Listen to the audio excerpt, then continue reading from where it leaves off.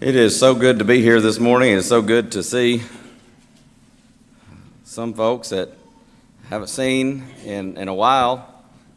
Telling somebody that earlier that back for the first time since we had to start doing the online thing, I said it feels like I haven't seen you in a couple of months. It feels that way because sometimes for some folks that haven't been back yet, it has been a couple of months. And so it's good every Lord's Day to get up here and to look out and to see not necessarily new faces as far as new to, not that I've never met them, but new faces, folks that are starting to come back, and that is just wonderful. And every Sunday, different folks, and we've got a good crowd this morning, even with several of our folks being out of town. I know we have 2 or 3, maybe more families that are out of town, dealing with all of the coronavirus and doing worship many times online and things like that. I've kind of gotten a little bit off schedule with. I wanted to do a sermon each month on the home, and we've looked at that I think January and February and March. I think it was April that I got off track, and so I thought, well, I got one more chance here in May to get in a lesson. And I wanted to address the subject of leadership in the family. And so I'm going to do this kind of like what we did with submission. You know, before we talked about submission in the home, we talked about submission in a general sense. And I want to do that as well, talking about leadership. I mentioned to you when we studied submission that Josh Posey, the preacher at the Bowden Church of Christ, and has become a real good friend of mine and just very, very helpful and encouraging to me. He was telling me that was kind of how he approached the submission topic, dealing with it first generally, and then talking about submission in the home. And he said he did the same thing with leadership. And of course, I asked him. I said, "Well, you know, I'd like to see those lessons." And so, you know, as every preacher does, you kind of make things your own, and you study through it, and you change some things, add some things, take away some things. But I'm very thankful to Josh for sharing it with me, and I like his approach because he talks about how every successful organization has good leadership, strong leadership. That's true in business, that's true in government, but it's also true in the home and in the church. You got to have leadership. And so defining leadership today, and this is where as I looked at Josh's lesson, and I went a little bit different direction than he did, but he looked at it from the standpoint of Abraham. And when I first saw that, I thought, Abraham? That's not typically, you know, we do a lot of leadership study, maybe from Nehemiah. We talk about Jesus and others, Moses. But I thought, Abraham. And he actually says in his notes that he shared with me, he says, why are we talking about Abraham? And he gives 2 passages, and that's where we're going to start this morning. One is in Genesis 12. Genesis 12, 1 through 6. You know the verses. You've probably read them numerous times. The Lord had said unto Abram, of course his name later will be changed to Abraham, get thee out of thy country, from thy kindred, from thy father's house, unto a land that I will show thee. God promises to make of him a great nation in verse 2, to bless him, to make his name great, and he'll be a blessing. God says, I will bless them that bless thee, curse him that curseth thee. There in verse 3, and in thee shall all families of the earth be blessed. So Abram departed as the Lord had spoken unto him. But watch it. He didn't go alone. Lot went with him. Abram was 75 years old when he departed out of Haran, and Abraham took Sarai, of course her name later will be changed to Sarah, his wife, and Lot his brother's son, and all their substance that they had gathered, and the souls that they had gotten in Haran. And they went forth to go into the land of Canaan. Into the land of Canaan they came. Abraham leaves just as God told him to do, but he doesn't leave alone. Some folks went with him. There's another verse, though, that I think we need to look at when we talk about Abraham as a leader. You want to talk about a leader. This statement that God actually makes about Abraham in Genesis 18:19 says it all. We've referenced this before, even in other sermons on the family. God says, backing up to verse 17, really. Shall I hide from Abraham that thing which I do? He's going to talk to Abraham about what's going to happen to Sodom and Gomorrah. Seeing that Abraham shall surely become a great and mighty nation, and all the nations of the earth shall be blessed in him. Verse 19, for I know him, God says, that he will command his children and his household after him, and they shall keep the way of the Lord, to do justice and judgment, that the Lord may bring upon Abraham that which he has spoken of him. That is an amazing statement that is made of Abraham. And you talk about a statement that shows serious leadership in this man, Abraham. And so, as I said, I personalized the sermon, but I'm very thankful to Brother Josh Posey for that idea. And I thought, boy, when he pointed out those two passages, I thought, this is true. And there's a lot we can learn about leadership from Abraham. You know, there's so many things that could be said about leadership. There have been series taught on it. There have just been seminars and hours of material. And just within the Bible, there's so much material. We're going to look at Abraham, and we're going to look at a few passages in the life of Abraham. This is obviously not an exhaustive treatise on leadership, but we're going to look at a few things, three particularly, if you see your handout there. Three particular things about Abraham. I just forgot I had a PowerPoint. Here we go. Sorry about that. Sometimes just get to preaching and forget. We're going to look at three particular things about Abraham from these different instances in his life that show his leadership. And one of the I guess if you want kind of the sermon in a nutshell, is to be someone worth following. Not everybody's going to be a leader in the church. We understand there are roles for men and women within the church that are outlined in Scripture, and we must respect those. Not everybody is going to be a leader in the home. Again, there are roles that are outlined in Scripture, and we must respect that. You got a child who's leading in the home, and that happens sometimes, doesn't it? But if you got a child leading in the home, you got a problem. That's not the home as God would have it. So not everybody leads in every particular area, but everybody's leading someone. Somebody is following you. You may say, nobody's following me. You'd be surprised. You're influencing people.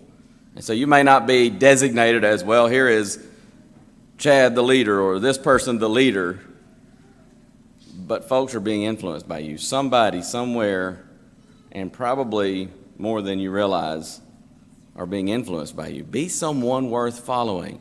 To the young men, be someone worth marrying. To the young ladies, find you a young man to marry if you decide to get married who is worth following. To the men, be a man who is worth following. That may even be something that extends down the road into becoming a deacon. We understand deacons are special servants. That's the very meaning of the word. But again, there's a leadership aspect to that because people look to the deacons as examples. And so there's influence. Be someone worth following. That may extend to being a deacon one day. It may extend to being a shepherd, an elder in the Lord's church somewhere down the line. Be someone worth following. And really that could apply to all of us because, again, we're all leading in some capacity. Good leaders are valuable. I mean, it's hard to put a price. You can't put a price on good leadership. But not only that, good leaders value certain things.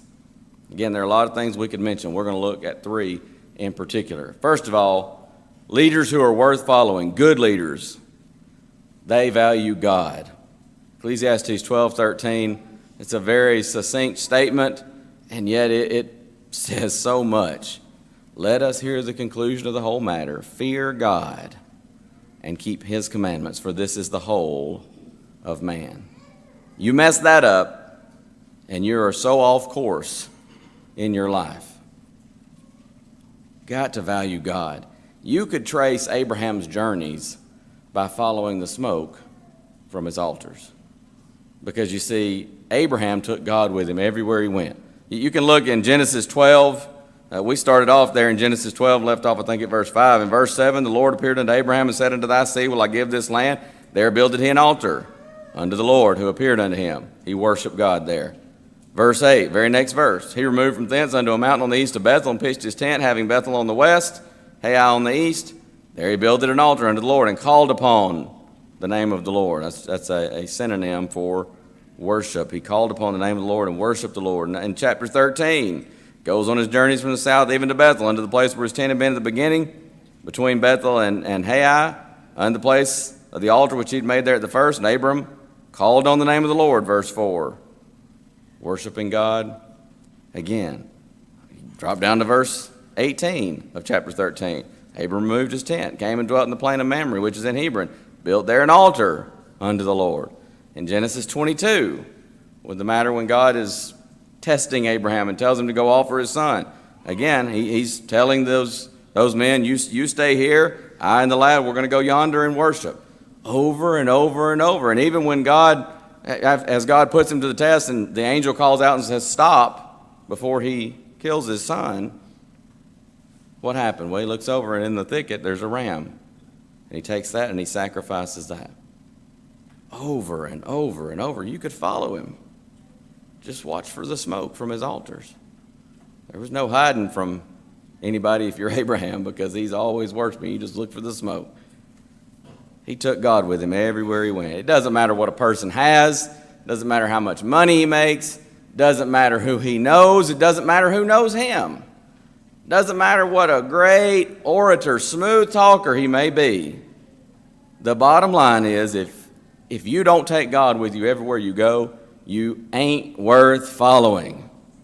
I know that's not the best grammar, and I did that purposely because it's making a point. No one is worth following if he or she is not taking God with them everywhere they go. You want to be a leader worth following as a parent, as an individual. This could be elders, this could be deacons, this could be anybody leading in any capacity. Take God with you everywhere you go. That ought to go without saying, but we need to be reminded of that because a lot of leaders don't do that. Number two, looking at the life of Abraham, we understand leaders worth following, they value peace. Blessed are the peacemakers, Jesus says, Matthew 5:9, for they shall be called the children of God. Now, I want you to notice very carefully the spelling of this word, and particularly in Matthew 5:9, because Jesus does not say, blessed are the Piece, peacemakers. And you know the way some folks act, you would think that's how they believe the verse to read. Peace is a very different word from Piece. We need to be peacemakers. There are times when you have to take a stand, and we'll talk about that in just a moment. But do we not need more peacemakers? Sometimes people view leadership as, I'm going to go in and I'm just going to take the bull by the horns. And I'm going to go in and I'm going to get things done. And people, when they use that sometimes, get things done is synonymous with, I'm going to kick people around and, cause some trouble. That's not necessarily leadership. It may just be a troublemaker. When you get to Genesis 13, you have an interesting situation because Abraham, he's a wealthy man. Obviously, God has blessed him very much. He's following God faithfully. They go and they dwell there in the south, and Abraham's rich in cattle, silver, gold, verse 2.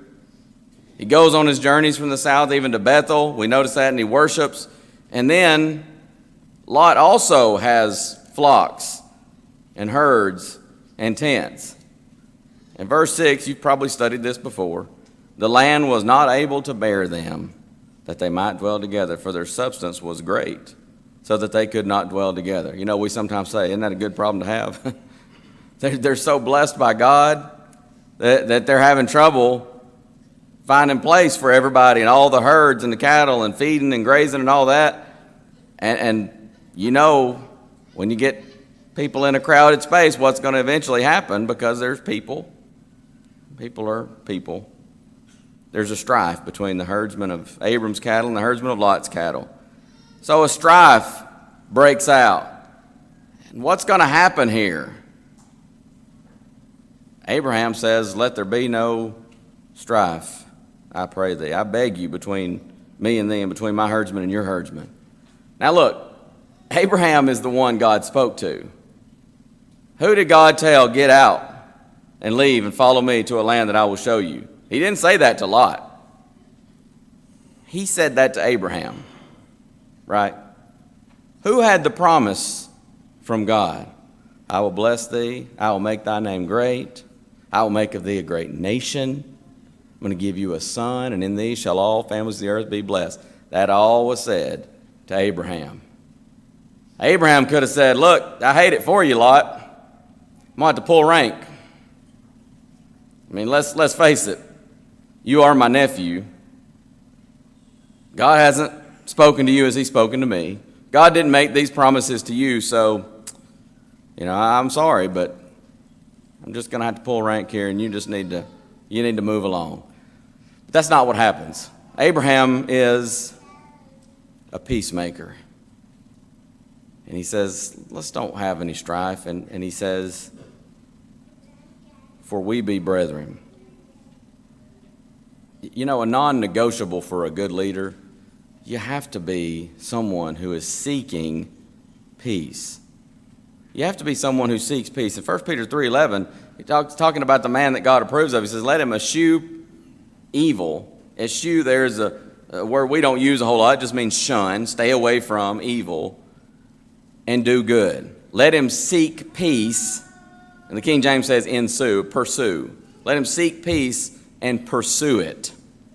Not just seeking peace, pursue it. Seeking to resolve whatever conflict there might be. And Abraham, man, do you not see that in Genesis 13? Here's a man who, as humbly as possible, he deals with this conflict. He's not shying away from the conflict, but he says, look, we can handle this, and we're going to handle it in an amicable way because we're brethren. Romans 12:18 says, if it be possible, as much as lieth in you, live peaceably with all men. There are times when somebody just won't live peaceably with you. But he says, as much as is on your part, you do your part to see that you live peaceably with all men. Romans 14:19, let us follow after the things which make for peace, and things wherewith one may edify another, build up one another, following after peace. Hebrews 12:14, we often quote it for the reference to holiness, but in the beginning he says, follow peace with all men and holiness, without which no man shall see the Lord. Good leaders can take a volatile situation and they can resolve it calmly. They don't have to blow up. They don't have to lose their head. They don't have to butt heads with somebody. It doesn't have to become a big fight. They can handle it. Good leaders see beyond the present to the bigger picture. We might say they've got vision beyond just the here and now. They see the bigger picture. We be brethren is that statement, and I've heard sermons and lessons on that, just that phrase. And what if we did that in the church? When conflict arises, instead of so quick to fight, I'm not saying everybody is, because everybody's not, but I'm just saying sometimes that happens. We're too quick to fight. We're too quick to argue. What if we said, we're brethren, and however this thing works out, we're going to work it out, but we're going to work it out like brethren. What if we did that in our families? Sometimes in the home, we can be very volatile, very combative, quick to anger instead of slow to anger.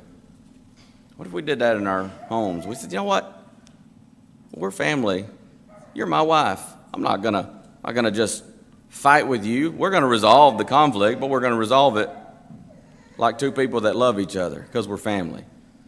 Siblings, spouses, parents and their children, even extended family. How much of a difference would it make? Now, I do want to say, touched on this just a moment ago, sometimes, even though you're a peacemaker, you have to stand firm. Paul talks about this in Galatians 2. There's a larger context there that we just don't have time to look at the whole context. But in verse 5, he's talking about false brethren in verse 4 that were brought in unawares. And he says in verse 5 of Galatians 2, to whom we gave place by subjection, no, not for an hour, that the truth of the gospel might continue with you. He says he stood firm and he said, no, we're not giving them a platform to teach, to preach, because they're going to teach something that is false and damnable spiritually. And we're not having it. So there are times when just because you stand firm and you refuse to compromise what's right, people may accuse you of being contentious. You know, wasn't it Ahab that when he saw Elijah, he says, oh, here you come, that old troubler of Israel. And Elijah was having none of it. He says, I'm not the troubler of Israel. You and your sin, you're troubling Israel. Your idolatry that you're peddling off on an entire nation, that's what's troubling Israel. And so Paul says he didn't give them place even by an hour. And of course, you know verse 11, when Peter was come to Antioch, I withstood him to the face, Paul says. And then when you get to verse 14, he says, I said unto Peter before them all. He confronted Peter publicly. He wasn't ugly. He wasn't trying to belittle him. You know, there's a right way and a wrong way, even when you have to enter into a conflict. I mean, great day, even war, they have the Geneva Convention, right? I mean, there are even rules of engagement when it comes to literal war. Sometimes brethren spiritually can just throw that out. There are no rules of engagement. I'm just going to go after somebody. There are times when you got to stand firm, but good leaders, they value peace. And I think we can kind of sum all this up by saying good leadership often means I set aside my pride. I pick my battles, looking at the bigger picture. Sometimes I need to look and say, there may be a situation in the church, and I'm just really upset about it, but I know it's not a matter of faith, it's not a matter of doctrine, and I may just need to take a step back from myself and my pride and say, you know what, I really don't like this, I can't stand it, but the church is bigger than me. And brothers and sisters, the church is bigger than you. We need to seek peace.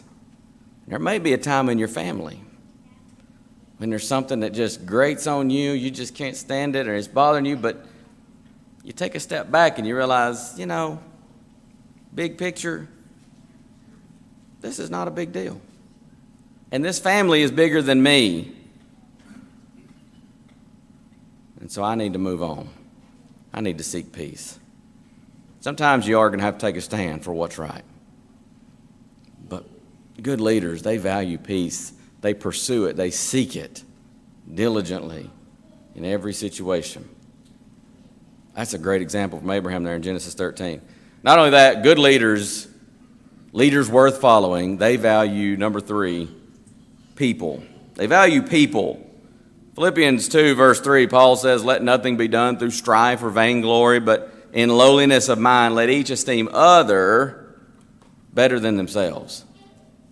That's what leadership does, is putting somebody else first. Some people view leadership as I'm up here and let everybody serve me. That's not leadership. Abraham, you see, he saw the value of other people's lives. In Genesis 14, I'm going to summarize this for time's sake. But what happens is a bunch of kings get together and they fight, and in the midst of all that, Lot gets taken prisoner. And word comes to Abraham. He finds out Lot is taken, and you know what this man does? He drops everything. And he says, we're going to get my nephew. He tells his men, get ready. We're going to get him back one way or another. He just drops everything to go. Why? Because he cared about people. He didn't care about what was in it for him. When you get to Genesis 14:22, he's meeting the king of Salem coming back, and even in Hebrews it references this. No, this is the king of Sodom. Sorry, I'm thinking of a different passage. He meets this king of Sodom. This is before the destruction of Sodom and Gomorrah, obviously. Abraham says, or the king says to him, give me the persons and take the goods to thyself. Abraham says in verse 22, I have lifted up my hand unto the Lord, the Most High God, the possessor of heaven and earth, that I will not take from a thread even to a shoe latchet, and that I will not take anything that is thine, lest thou shouldest say, I've made Abraham rich, save only that which the young men have eaten. And the portion of the men which went with me, Aner, Eshcol, Mamre, let them take their portion. In other words, he says, I'm not doing this for gaining wealth. I'm not doing this for what's in it for me. He's doing this because he values people. His nephew was taken prisoner. He doesn't sit there and say, well, am I going to get anything out of this if I go get him? He just values people. And when you get to Genesis 18, here you have Abraham speaking to God, and particularly verses 22 all the way down through the end of the chapter. And you've got Abraham saying in verse 23, wilt thou also destroy the righteous with the wicked, when God tells him what's going to happen to Sodom and Gomorrah? Peradventure there be 50 righteous within the city. Wilt thou also destroy and not spare the place for the 50 righteous that are therein? And of course, he says, shall not the judge of all the earth do right at the end of verse 25? And God says, well, if I find in Sodom 50 righteous, I'll spare this place for their sakes. But then he says, what about if there lacks 45 in other words? Would you spare it for 45? And that's verse 28. God says, for 45, I won't destroy it. Abraham says, what about 40? Verse 29. I won't destroy it for 40. He said, what about 30? I won't destroy it for 30. What about 20? I won't destroy it for 20. What about 10? I won't destroy it for 10. You want to know how wicked that place was? God couldn't find 10 righteous people. But my point here in all this, why is Abraham doing all this? He's not just trying to argue with God. He's not just trying to go back and forth with God. He's concerned about people. These aren't even people he's leading. But good leaders value people because they understand people are souls. They have an immortal soul that lives on beyond this life, and that matters. It is impossible for a selfish person to be a good leader. It's just impossible. Some people, they see no value in people. They will step all over other people to advance themselves. Again, that is not leadership. People worth following care about those they lead. I think about 2 Samuel 24. David numbered the people, sinfully, presumptuously numbers the people. Ends up a plague breaks out, and the angel of the Lord is standing, really more like in the air, but he's in a standing position. But he's over the city of Jerusalem, and they can see this, and he appears in the form of having a sword drawn. And David makes a statement there in 2 Samuel 24:17, and he says, lo, I have sinned, and I have done wickedly, but these sheep, talking about the people, these sheep, what have they done? Let thine hand, I pray thee, be against me and against my father's house. He doesn't say, well, I hate it for them, but at least everything's okay with us. He says, God, let your hand be against me and against my house because I'm the one that sinned. Think about Moses. On one occasion, God was going to destroy all the people, and he tells Moses, I'll make a great nation from you. Moses intervenes for the people, pleads with God to spare them. Good leaders, they value people because they're unselfish. And one of the best ways to show people that I value them is to serve them. We see that in John 13, 4 through 17, where Jesus washes the disciples' feet. I like what Brother Josh says in his lesson. I don't know if he got this quote from somewhere else or if it's original with him, but I love the concept. It says Jesus, you recall Jesus, he takes a basin and he washes the disciples' feet. And you may recall also that later on when Jesus is crucified and the people are saying, give us Jesus, release Barabbas, give us Jesus, crucify him. And Pilate does what? He takes a basin of water and he washes his hands and he says, I'm free from this. They were both leaders, Jesus and Pilate. But I love what Josh says. Jesus and his basin looked quite a bit different than Pilate and his basin. One, you see a servant, a true leader. One, you see, he says, I don't want to get my hands dirty with this. Some folks are interested in titles, but great leaders are more interested in towels, service. In Matthew 20, 25 through 28, Jesus gives a thesis here on leadership. You know that the princes of the Gentiles, they exercise dominion over them, and they that are great exercise authority upon them. You know, it just kind of trickles down the line. You know, the boss kicks the employee around, the employee goes home and kicks the cat, you know, and it's just all right down the line. Somebody's got to take it out on somebody else. That's kind of how the world views leadership. But Jesus says, it shall not be so among you. Whosoever will be great among you, let him be your minister. And whosoever will be chief among you, let him be your servant. Even as the Son of Man came not to be ministered unto, but to minister and to give his life a ransom for many. Jesus says true leadership is servant leadership. You want to be a great leader? You be a servant. That's what it means to be a leader. And then we also need to add here, looking at Abraham from Genesis 21, 22 through 34. Again, for time's sake, won't go and read all that, but good leaders are serious about credibility. Abraham makes a promise, a covenant with Abimelech, and he honors that. And so we can say good leaders are serious about credibility. Nothing kills credibility like inconsistency. If I want to be a good leader, I need to do what I promise. I don't ever need to promise what I'm not willing to do, because people want leaders that they can count on. Paul puts it this way in Romans 14:16. Let not then your good be evil spoken of.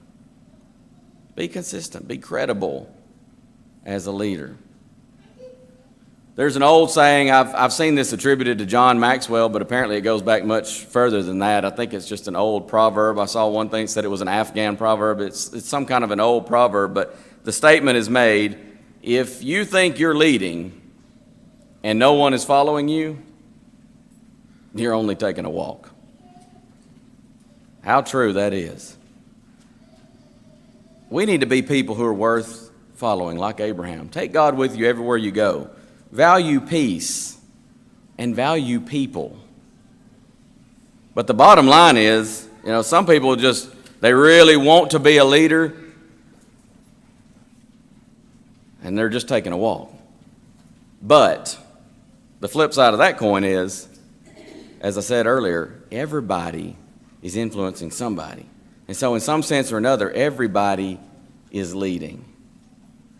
And I want to close with the question, for those who are being influenced by you, for those who are following you, where are you leading them? Parents, grandparents, friends, whatever your situation may be, where are you leading those you're influencing? Maybe you need to obey the gospel. Maybe you need to become a Christian to be washed in the blood of the Lamb. You could come and you can confess Christ as Lord, turn your life over to Him, submit to His authority in repentance, be immersed in water to have your sins washed away. You can't be leading folks to heaven if you're not on the path to heaven yourself. Brothers and sisters in Christ, those who are Christians, where are we leading those being influenced by us? If it's not toward heaven, that's why we extend heaven's invitation. We want to help you to get on that path to heaven so that you can influence others in that direction as well. If we can assist you with that, won't you come as we stand and sing?